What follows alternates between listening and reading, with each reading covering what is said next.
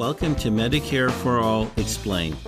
This podcast will enlighten our listeners and dispel the distortions that surround Medicare for All.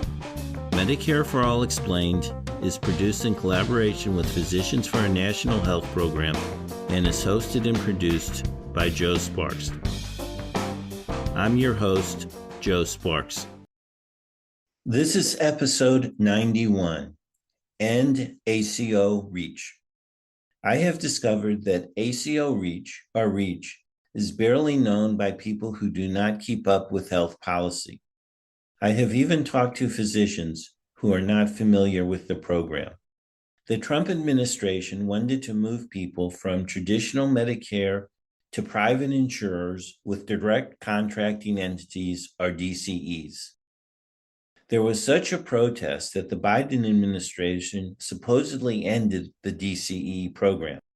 However, the DCE program was renamed to ACO REACH by Biden, and REACH will, in my opinion, have the same problems that Medicare Advantage has. REACH would move everyone who is in traditional Medicare to private insurers. You are automatically moved to a REACH policy where your primary care physician is in the policy's network. You can opt to remain in traditional Medicare, but you have to change your primary care physician. The goal is to have everyone in Medicare Advantage or REACH by 2030. I think that REACH plans will have the same problems as Advantage plans, which include increased costs for seniors, increased costs for Medicare, limited networks, and reduced quality and availability of care for Medicare recipients. In addition, Medicare Advantage plans are rampant with fraud and denial of care, as has been discussed in previous episodes of this podcast. In fact, there is reason to think the REACH program will be more expensive and deny more care than Medicare Advantage. The overhead for Medicare is 2%. Medicare Advantage plans are allowed 15% for overhead and profit, while REACH plans are allowed 25%. The companies that provide REACH plans will want to maximize profits, just like the companies that provide Medicare Advantage do.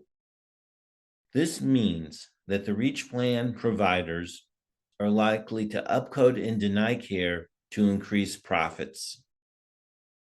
There are currently about 30 million people enrolled in traditional Medicare. If we assume a procedure costs $1,000, then the overhead cost for traditional Medicare is $600 million. That's million with an M as in Mike. The overhead cost for Medicare Advantage would be $4.5 billion. That's billion with a B as in Bravo. The overhead cost for REACH would be $7.5 billion. Again, a B as in Bravo. This makes traditional Medicare 7.5 times more efficient than Medicare Advantage and 12.5 times more efficient than REACH. It makes no sense to move people to private health insurance when such a system has produced the worst overall health outcomes of any wealthy nation and the most expensive healthcare system in the world. If we want a much better healthcare system for seniors, we should eliminate Medicare Advantage and Medicare REACH, and then we should expand the benefits and end the out-of-pocket point-of-service costs of traditional Medicare. In fact, if we want to improve the healthcare for everyone in the U.S., we need to move to a single-payer Medicare for all healthcare system, as has been discussed many times on this podcast. Thank you for listening.